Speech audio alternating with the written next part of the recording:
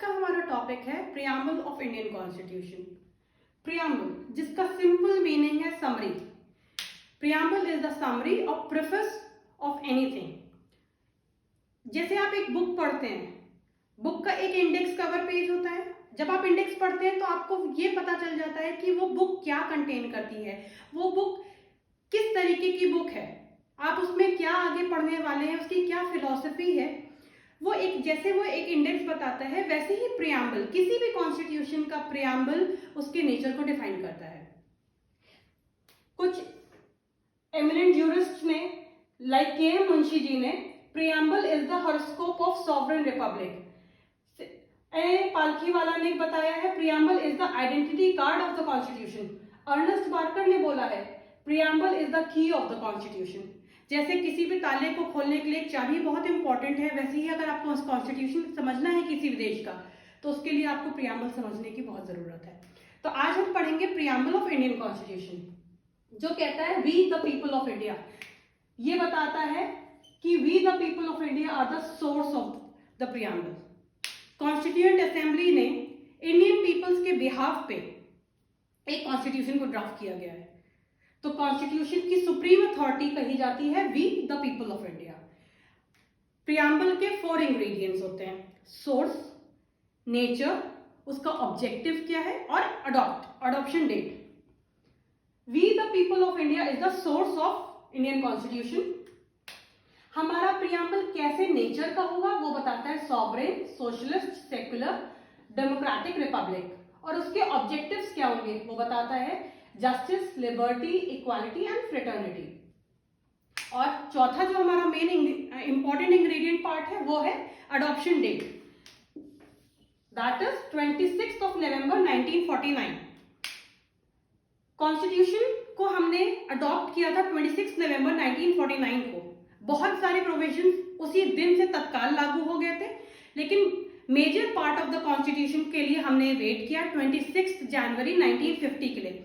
26 जनवरी का एक important date है, क्योंकि लाहौर में अगर हिस्टोरिकल बैकग्राउंड पे आप जाएं तो इसी पर्टिकुलर डेट को 26 जनवरी को पूर्ण स्वराज डे मनाया जाता है। तो इसलिए उस टाइम पे लोगों की भावनाएं बहुत इंपॉर्टेंट थी इस टाइम पे, तो इसको 26 नवंबर से ना लागू करके हमने वेट किया 26 जनवरी 1950 का। उस दिन हम अपना रिपब्लिक डे मनाते हैं। तो आज हम प्रियम्बल समझते हैं। We the people of India having solemnly resolved to constitute India into a sovereign, socialist, secular, democratic republic। ये हमारे इंडिया का नेचर है। सॉवरेन, सॉवरेन का हिंदी वर्ड अगर आप समझें तो संप्रभुता। सॉवरेन इजी वर्ड्स में हम अगर आपको समझाएं तो सॉवरेनिटी कहती है कि भारत किसी के भी अधीन नहीं है। भारत की हिस्ट्री आप जानते हैं, पहले ब्रिटिशर्स का राज हुआ करता था, लेकिन इंडिपेंडेंस के बाद से India is a sovereign state. That is, अब इंडिया को अपने डिसीजंस लेने के लिए किसी से भी डिपेंडेंट होने की जरूरत नहीं है, ना ही इंडिया किसी की डोमिनियन है। सॉवरेनिटी बताता है।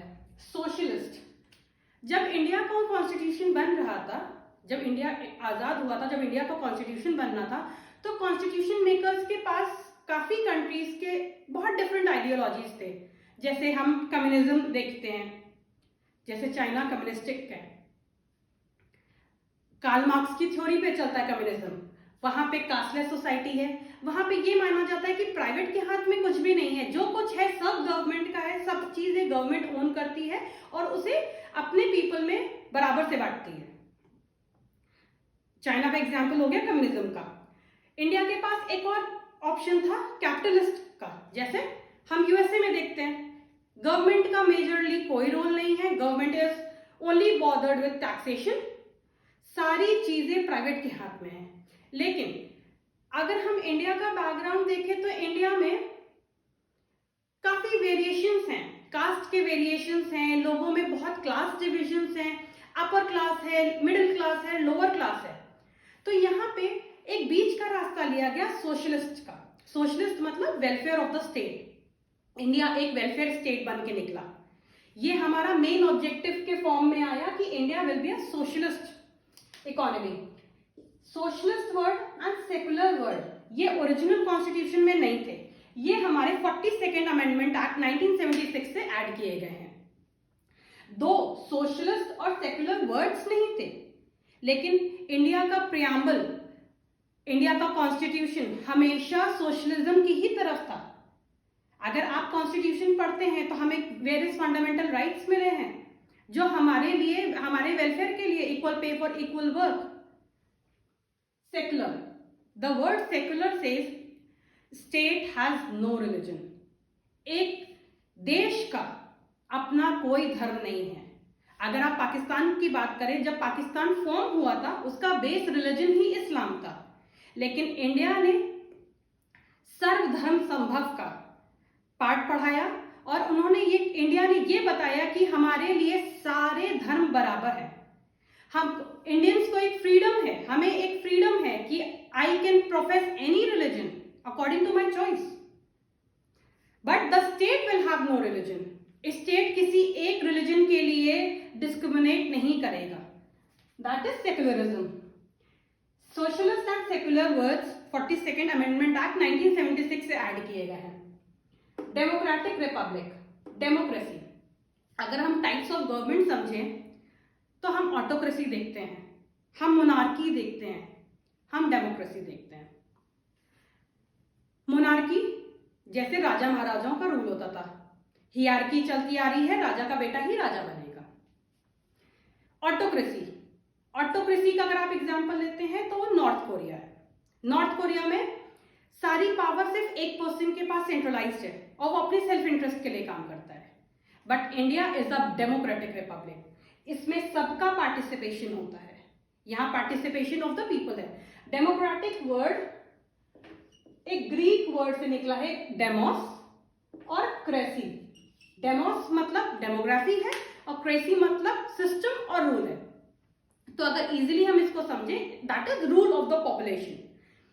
भारत के लोग, वी द पीपल, भारत के लोग, यहाँ पे government to the people, for the people and by the people बनती है। हम अपना प्रतिनिधि चुनते हैं, उसको इलेक्ट करते हैं, इलेक्शंस के थ्रू से इलेक्ट करते हैं, उसे वोट करते हैं और जो रिप्रेजेंटेटिव हमारा होता है वो हमारे लिए काम करता है।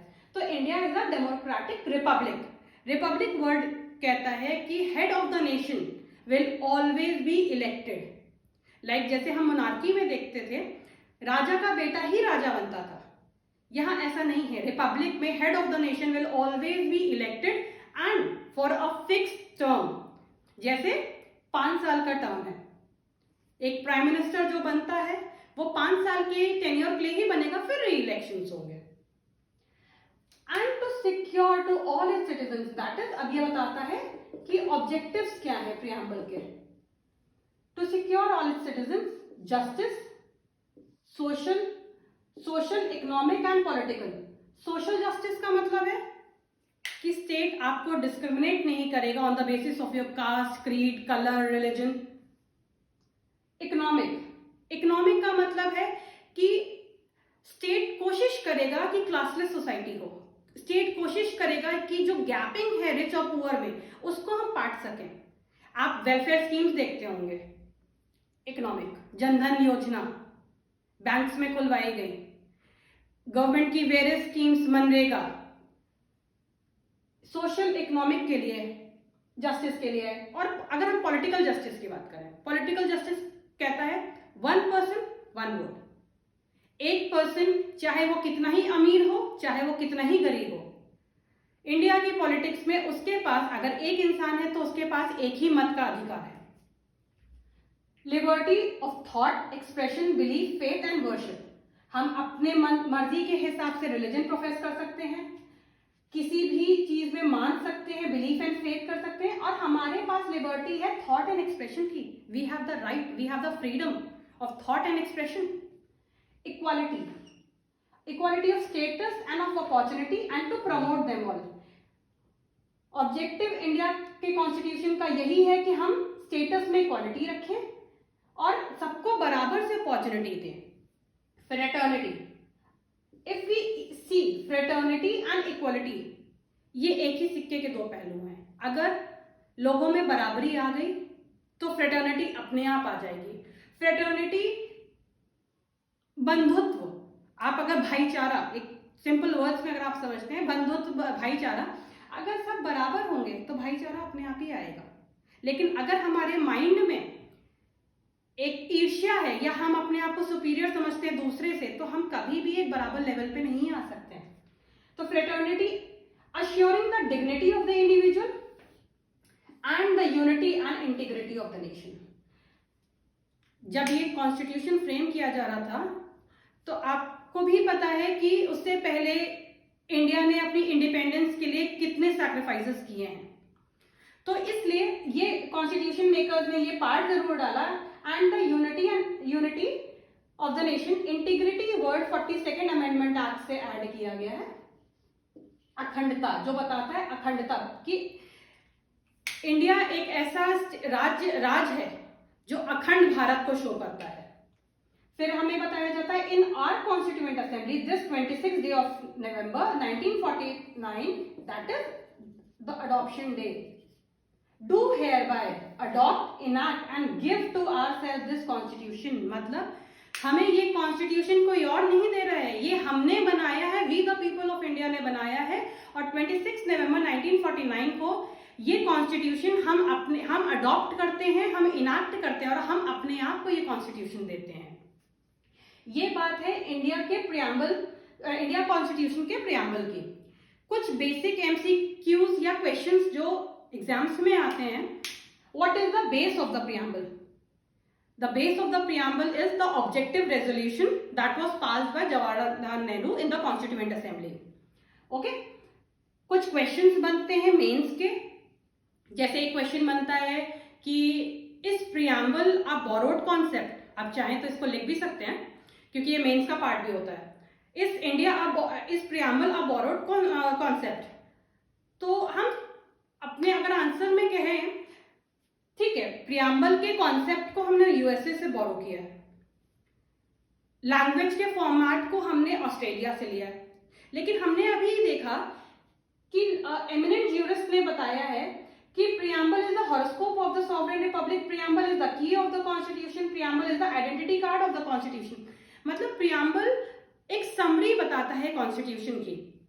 जब इंडियन कॉन्स्टिट्यूशन ही अपने में अलग है, बिल्कुल डिफरेंट है, यूनिक है, तो हम कह सकते हैं कि हाँ, हमने कुछ तरीके लिए हैं, लेकिन इंडियन कॉन्स्टिट्यूशन का जो प्रियम्बल है वो एक ओरिजिनल पार्ट है। एक और क्वेश्चन मेंस का बनता है कि is preamble a part of the constitution? तो इसमें लैंडमार्क केसेस हैं जो सुप्रीम कोर्ट ने ऑब्जर्व किए। पहला केस है बेरोबारी केस, 1960 का केस है। इसमें इनिशियली आप 1960 के टाइम पे देखें, भारत अभी कुछ ही साल पहले आजाद हुआ है, काफी कम्युनल राइट्स चल रहे हैं, लोगों को सेटल होने में प्रॉब्लम हो रही है, स्टेट्स बांटे जा रहे हैं। उस टाइम पे बेरोबारी केस 1960 में सुप्रीम कोर्ट ने ये ऑब्जर्व किया कि no, preamble is not a part of the constitution. Preamble सिर्फ एक कॉन्स्टिट्यूशन की फिलॉसफी बताता है, लेकिन उसको प्रियम्बल का कॉन्स्टिट्यूशन का पार्ट नहीं माना जा सकता है, इसलिए it can not be amended. As the days evolve, Kesavananda Bharati का केस आया, उसमें सुप्रीम कोर्ट ने इस जजमेंट को पलट दिया। इस केस में कहा गया no, preamble is a part of the constitution, और अगर आपको प्रियम्बल में कुछ भी अमेंडमेंट करने हैं तो वो कॉन्स्टिट्यूशनल अमेंडमेंट माना जाएगा। और केशव नंद भारती के केस में यह भी कहा गया कि preamble is the basic structure of the constitution. आप प्रियम्बल के बेसिक स्ट्रक्चर को ना ही छेड़ सकते हैं, ना ही उसे डिस्ट्रॉय कर सकते हैं, ना ही अमेंडमेंट कर सकते हैं थ्रू कॉन्स्टिट्यूशनल अमेंडमेंट। आप उसके बेसिक ढांचे को नहीं छेड़ सकते हैं। दैट इज बेसिक ढांचा, मतलब जो उसकी मेन फिलॉसफी है, जो प्रियम्बल की एक कोर फिलॉसफी है जिसपे कॉन्स्टिट्यूशन बेस कर रहा है, आप उसको नहीं छेड़ सकते हैं। आपको थोड़े बहुत अमेंडमेंट करने हैं। उसी के बाद से सोशलिस्ट सेकुलर वर्ड ऐड किया गया, इंटीग्रिटी वर्ड ऐड किया गया 42nd अमेंडमेंट एक्ट 1976 से।